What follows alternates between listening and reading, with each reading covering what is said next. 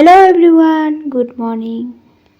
আজ যখন ঘুম থেকে উঠি বিছনাতেই শব্দ পাচ্ছিলাম, ধান কাটছিল।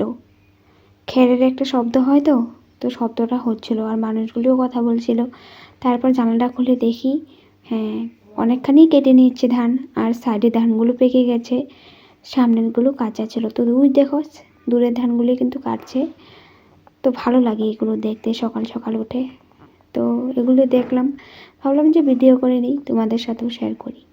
তারপর দিনটা এখন থেকে শুরু করলাম। মুখ ধুয়ে আসলাম, কাজকর্ম করে মা চা করলো, চা খেয়েছি। তারপর সবাই মিলে বসে কথা বলছিলাম। আগের দিন রাত্রটা একদমই ঘুম হয়নি, মানে অনেক টেনশনে ছিলাম, ঘুম হয়নি। তারপর বসে আছিলাম, সবাই কথা বলছিলাম।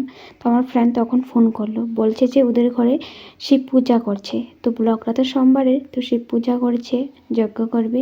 ওই ফোন করলো, বলছে যে খেয়ে ফেলেছিস সকালের খাবার? বললাম যে চা খেয়েছি ভুজিয়া দিয়ে। তারপর বলছে তবে আয়, আমি পণ্ডিতজিকে জিজ্ঞাসা করেছি, অঞ্জলি নিতে পারবি চা খেলো। তারপর আমি স্নান করে তাড়াতাড়ি করে ওদের বাড়িতে গেছি, প্রদীপ ধূপ তারপর দক্ষিণা নিয়ে। তারপর গিয়ে বসলাম, পুজো দেখলাম, যজ্ঞ হলো দেখলাম। তারপর প্রসাদ দিল, প্রসাদটা খেয়ে অল্প টাইম বসলাম, কথা বললাম। অনেক দিন পরে গিয়েছি তো অল্প টাইম বসলাম, কথা বললাম। তারপর চলে আসলাম ঘরে। তো ঘরে এসে দেখি মা ঠাকুর সেবা দিয়ে দিয়েছে। তো রান্না বাড়া মা করবে। মা বলছিল ডাল আছে, ভাত আছে রাত্রের, বেগুন ভাজা করবো, ভাতটা খেয়ে নে। আমি বললাম ঠিক আছে। তারপর মা সিম্পলি রান্না বাড়া করবে, আজ মাছ মাংস কিছু নেই। তো ভালোই হয়েছে, যাই হোক, আজ সোমবার, শিবের পূজা, যজ্ঞতে অঞ্জলি নিয়ে এসেছি, তো নিরামিষেই রান্না বাড়া হবে যদি। তারপর আসলো গাছ কাটার মানুষ। তারপর চারদিকে দেখছি তো গাছপালা কাটছে, কারণ প্যান্ডেল যখন করবে গাছগুলোর জন্য অসুবিধা হবে, তাই। তো কাঁঠাল গাছটা একটা আমাদের দেখলি তো একদম জ্যান্ত, গাছটা মরে গেছে। তো ওই গাছটাও কেটে নিয়েছে প্রথমেই। ওই গাছটা কেন মরে গেল, অনেকেই বলে এরকম তাজা গাছ মরে যাওয়া নাকি অপশগুন। হতেও পারে, কারণ কয়েকদিন ধরে আমারও একদম শরীর খারাপ, সবারই মন মেজাজ একদমই খারাপ চলছে। তো কিছু একটা হয়তো হতে পারে, তার জন্য গাছটা মরে গেছে। তারপরে গাছটা প্রথমে কেটে নিয়েছে। কাঁঠালগুলো কিন্তু অনেক ভালো হতো। তো আর সামনে যে গাছটা ছিল কাঁঠালের, ওই গাছটাও নিচের ঠালগুলো কেটে দিয়েছে, উপরে ঠালটা রেখেছে, কারণ প্যান্ডেল যখন করবে অসুবিধা হবে, তো তাই কেটেই দিয়েছে। আর এই পাতাগুলো দেখে একদম মনে পড়ছে, মানে মানে ভাবছি আর মানে আমাদের যদি গরু ছাগল থাকতো তো পাতাগুলো সুন্দর খেত। তার জন্য ভাই আবার বললো রাস্তার ধারে অনেক গরু ছাগল সবাই দিয়ে রাখে, তো ওখানে নিয়ে রেখে দিলে পাতাগুলো খেয়ে ফেলবে, তারপর আমরা ঠালগুলো কেটে নিতে পারবো। তাই পাতাগুলো ওখানে রেখে দিয়েছে টেনে টেনে নিয়ে। তারপর এখন আমাদের বগরি গাছটা কাটছে। বগরি গাছটা যখন কাটতে ওঠে আমার একদম এত খারাপ লাগছে, মানে বোঝাতে পারবো না। কারণ বগরি মানে এত সুন্দর ধরে লেগেছে, পাতা দেখা যাচ্ছিল না, বগরি এত বগরি হয়েছে। গাছটা উঁচু ছিল, বগরি বড় হচ্ছে আর নিচের দিকে নেমে যাচ্ছে। এখন বিয়ের জন্য বগরি গাছটা একদম কেটে দিচ্ছে, বলছে একটা ঠাল রেখে দিবে, আর যে ঠালটা রাখবে ওই ঠালটাতে বগরি একদম কম হয়, নিচের ঠালগুলোতে বগরি বড় বড় বগরি হয়। তোমরা তো দেখেছই। তো আমার অনেক খারাপ লাগছে, আমি বারবার মানে বলছিলাম আর কাটতে দিচ্ছিলাম না। ভাই বলছে কাটতে তো হবে, প্যান্ডেল কীভাবে করবে। তো কি করব, আর বগরিগুলো দেখে এত আফসোস লাগছিল, তোমাদেরকে সামনে থেকেই দেখাবো, দেখো তোমরা। অনেক বগরি লেগে আছে গাছটাতে।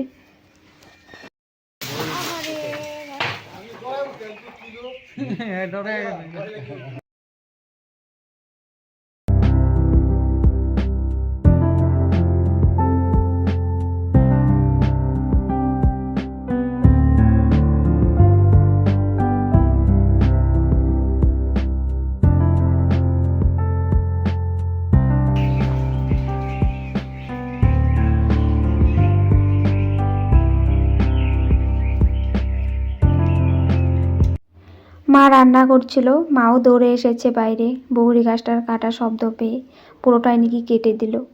তারপর জেঠু এসেছিল, জেঠুও বলছে বগরি অনেক লেগেছে। তো সবারই মানে আফসোস লাগছে। জেঠু আবার আমাকে বলছিল, আমি মানে খুব মানে চিকড়াচিকড়ি করছিলাম, কাটতে দিচ্ছিলাম না সবগুলো ঠাল।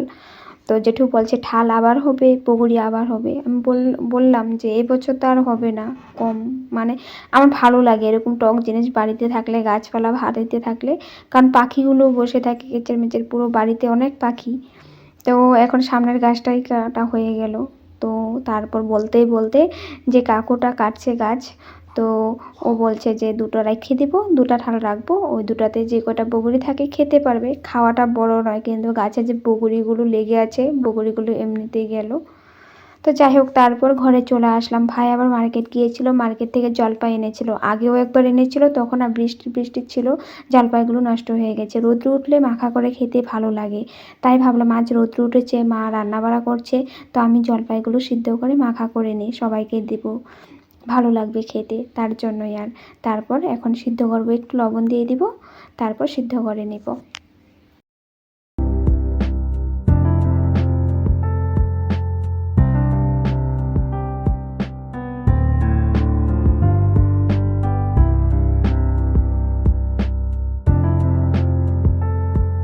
আমাদের গাছ থেকে লেবু পাতা তুলে এনেছি, গন্ধরাজ লেবু গাছে লেবু পাতা এনেছি। তারপর না ঘরে ধনিয়া পাতা ছিল না, তো কি করব, জলপাই মাখাতে ধনিয়া পাতা না দিলে তো ভালো লাগে না।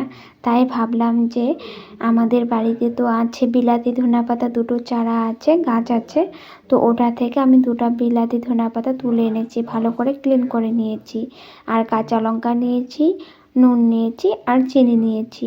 এখন সুন্দর করে মাখা করে নেব।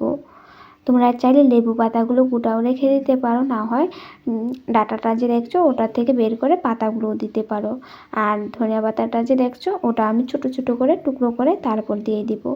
এটা বিশেষ করে রান্না বাড়াতে দিলে বেশি টেস্টি হয়, বাট কী করব, আমি এখন জলপাই মাখাতেও দেবো, তবুও টেস্টি হয় কিন্তু, কারণ এটারও কিন্তু একটা গন্ধ আছে, ওটার গন্ধটা কিন্তু ধনিয়া পাতার মতো হয় না, একটু অন্যরকম হয়।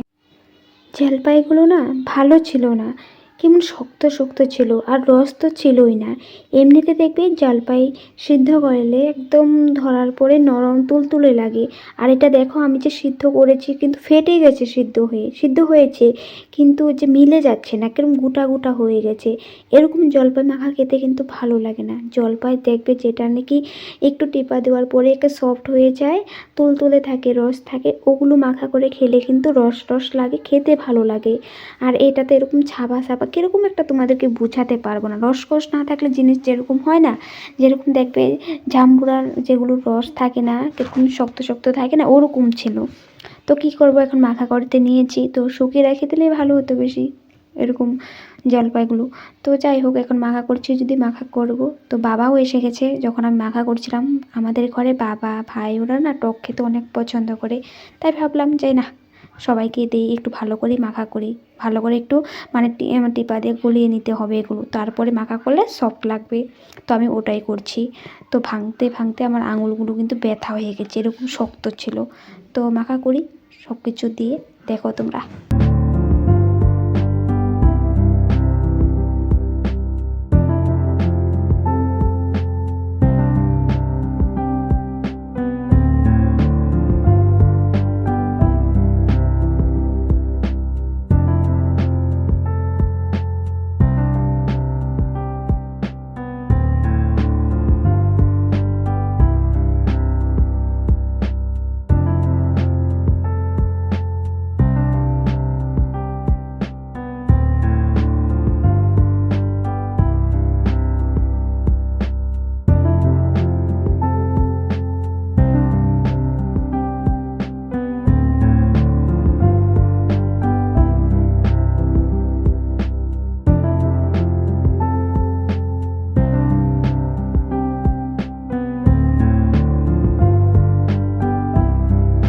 জলপাই মাখা করে সবাইকে অল্প অল্প দিয়ে আমি একটু খেয়েছি। আমি কিন্তু আবার বেশি খাই না, দুটো একটা বিচি মুখে দিলে আমার হয়ে যায়।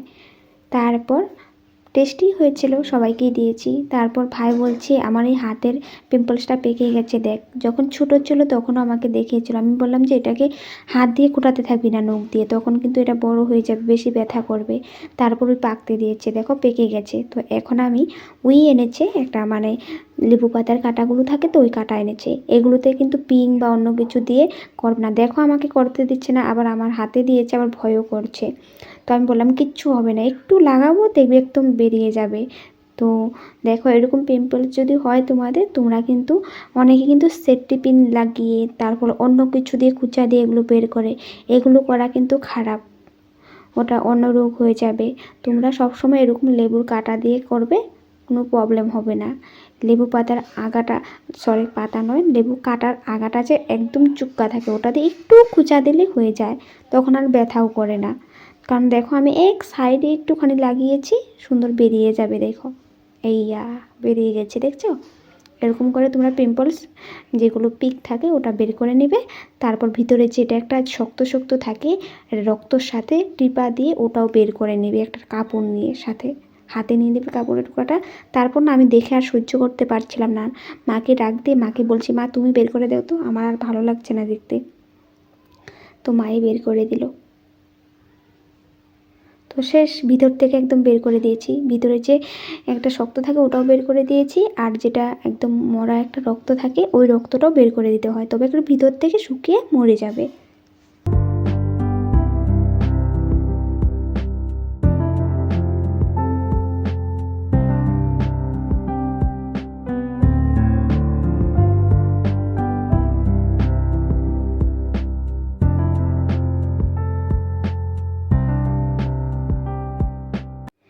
তারপর সন্ধ্যা টাইমে ভাই পার্সেল আসলো, তো আনবক্সিং করলো। এই জিনিসগুলো কি তোমরা হয়তো বুঝতে পারছো না, আমি এসব বুঝি না। ওর সাইকেলের জন্য এনেছে। ওর সাইকেলটা তো স্কুল যখন পড়তো তখন এনেছে, তো এখন অনেক কিছু মানে পুরান হয়েছে, ভেঙে গেছে, তো নতুন করে ওই নতুন সাইকেল বানাচ্ছে। নিজে নিজে সব জিনিসগুলো অর্ডার করে এনে সাইকেলটাকে একটু নতুন স্টাইলের করছে। সাইকেলে মানে মোবাইল রেখে চালাতে পারবে এরকম সিস্টেম করছে। তো যাই হোক, আজকের ব্লগটা এখানে রাখছি, দেখা হবে নেক্সট ব্লগে। Bye bye.